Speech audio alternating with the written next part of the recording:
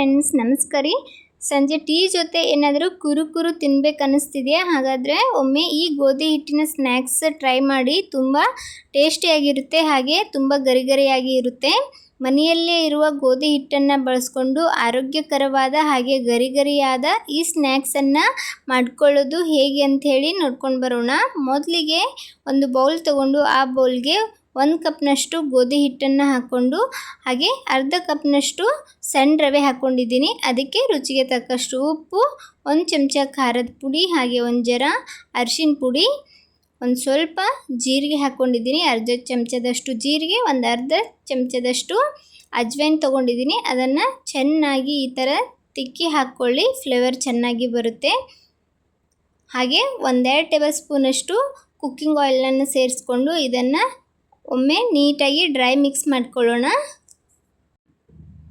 ಚೆನ್ನಾಗಿ ಈ ಥರ ಡ್ರೈ ಮಿಕ್ಸ್ ಮಾಡಿಕೊಂಡು ಕೈಯಿಂದ ಚೆನ್ನಾಗಿ ಇದನ್ನು ಒಮ್ಮೆ ಮಿಕ್ಸ್ ಮಾಡ್ಕೊಳ್ಳೋಣ. ಹಿಟ್ಟನ್ನು ಚೆನ್ನಾಗಿ ಮಿಕ್ಸ್ ಮಾಡಿದ ನಂತರ ಈ ಥರ ಕೈಯಲ್ಲಿ ಒತ್ತನೆ ಹಿಡಿದ್ರೆ ಉಂಡೆ ಥರ ಆಗಬೇಕು. ಈ ಥರ ಆದ ನಂತರ ಇವಾಗ ಸ್ವಲ್ಪ ನೀರನ್ನು ಹಾಕ್ಕೊಂಡು ಇದನ್ನು ಚೆನ್ನಾಗಿ ನಾದ್ಕೊಳ್ಳೋಣ. ನಾವು ಪೂರಿ ಮಾಡಲಿಕ್ಕೆ ಯಾವ ಥರ ಹಿಟ್ಟನ್ನು ನಾದ್ಕೊಳ್ತೀವಿ ಅದೇ ಥರ ಇದನ್ನು ನಾದ್ಕೋಬೇಕಾಗ್ತದೆ. ಒಂದು ಸ್ವಲ್ಪ ಇದನ್ನು ಗಟ್ಟಿಯಾಗಿ ನಾದ್ಕೊಳ್ಳಿ, ಕ್ರಿಸ್ಪಿಯಾಗಿ ಬರುತ್ತೆ. ನೋಡ್ಬೋದು, ಇದನ್ನು ಈ ಥರ ನಾದಿಟ್ಕೊಂಡಿದ್ದೀನಿ. ಪೂರಿ ಮಾಡ್ಲಿಕ್ಕೆ ಹಿಟ್ಟನ್ನು ನಾದ್ತೀವಲ್ಲ ಅದೇ ಥರ ಹಿಟ್ಟನ್ನು ರೆಡಿ ಮಾಡಿ ಇಟ್ಕೊಳ್ಳೋಣ. ಇವಾಗ ಹಿಟ್ಟು ಚೆನ್ನಾಗಿ ನಾದಿದ್ದೀನಿ. ಇದನ್ನು ಒಂದು 10 ನಿಮಿಷ ಹಾಗೆ ಇಟ್ಕೊಳ್ಳೋಣ.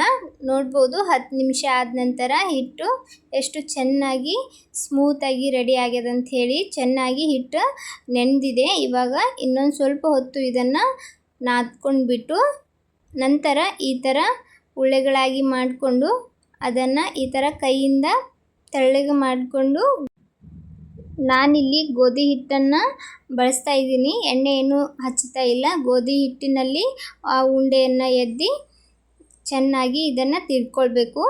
ಚಪಾತಿ ಎಲ್ಲ ಹೇಗೆ ತಿಡ್ಕೊಳ್ತೀವಿ ಅದೇ ಥರ ಇದನ್ನು ತಿಡ್ಕೊಳ್ಳೋದು.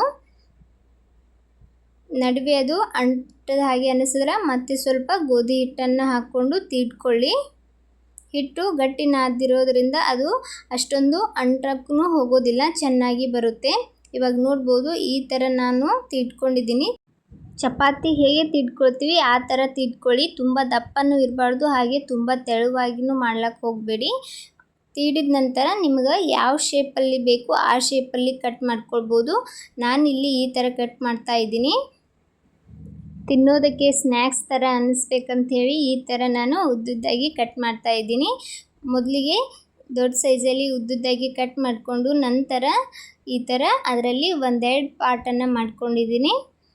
ನೋಡ್ಬೋದು, ಸ್ವಲ್ಪನೂ ಅಂಟ್ತಾ ಇಲ್ಲ. ಹಿಟ್ಟನ್ನು ಚೆನ್ನಾಗಿ ಗಟ್ಟಿಯಾಗಿ ನಾದ್ಕೊಳ್ಳಿ, ಅಂದರೆ ಅಂಟಕ್ಕೆ ಹೋಗೋದಿಲ್ಲ, ತೆಳುವಾದ್ರೆ ಅಂಟುತ್ತೆ. ಈ ಕಡೆ ಎಣ್ಣೆನೂ ಸಹ ಕಾಯ್ಲಿಕ್ಕೆ ಇಟ್ಕೊಂಡಿದ್ದೆ. ಎಣ್ಣೆನೂ ಚೆನ್ನಾಗಿ ಕಾಯ್ದಿತ್ತು.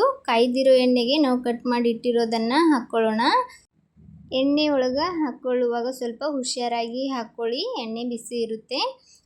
ಎಲ್ಲನೂ ನಿಧಾನವಾಗಿ ಹಾಕ್ಕೊಂಡು ಚೆನ್ನಾಗಿ ಫ್ರೈ ಮಾಡಬೇಕಾಗ್ತದೆ. ಒಂದು ಸ್ವಲ್ಪ ಫ್ರೈ ಆದ ನಂತರ ಈ ಥರ ಚಮಚದಿಂದ ಅದನ್ನು ಹಿಂದೆ ಮುಂದೆ ಮಾಡಿ 2 ಸೈಡ್ ಚೆನ್ನಾಗಿ ಕಲರ್ ಬರೋವರೆಗೂ ಫ್ರೈ ಮಾಡ್ಕೋಬೇಕಾಗ್ತದೆ. ನೋಡ್ಬೋದು ಇವಾಗ ಕಲರ್ ಯಾವ ಥರ ಬಂದದಂತ ಹೇಳಿ. ಈ ಥರ ಚೆನ್ನಾಗಿ ಕಲರ್ ಬರೋವರೆಗೂ ಅದನ್ನು ಫ್ರೈ ಮಾಡ್ಕೊಳ್ಳಿ. ಇವಾಗ ಇದು ರೆಡಿಯಾಗಿದೆ. ಇದನ್ನು ಒಂದು ಪ್ಲೇಟಿಗೆ ಎತ್ತಿಟ್ಕೊಳ್ತೀನಿ.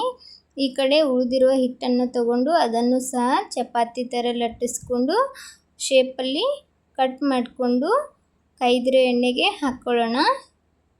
ನಿಧಾನವಾಗಿ ಹಾಕ್ಕೊಂಡು ಎಲ್ಲನೂ ಒಂದು ಸ್ವಲ್ಪ ಮೇಲೆ ಬರೋವರೆಗೂ ಫ್ರೈ ಮಾಡಲಿಕ್ಕೆ ಬಿಟ್ಟು, ಮೇಲೆ ಬಂದ ನಂತರ ಚಮಚದಿಂದ ಈ ಥರ ಎಲ್ಲನೂ ಹಿಂದೆ ಮುಂದೆ ಮಾಡಿ ಚೆನ್ನಾಗಿ ಫ್ರೈ ಮಾಡಿಕೊಂಡು ಕಲರ್ ಬಂದ ನಂತರ ಇದನ್ನು ಸಹ ಎತ್ತಿಟ್ಕೊಳ್ಳೋಣ.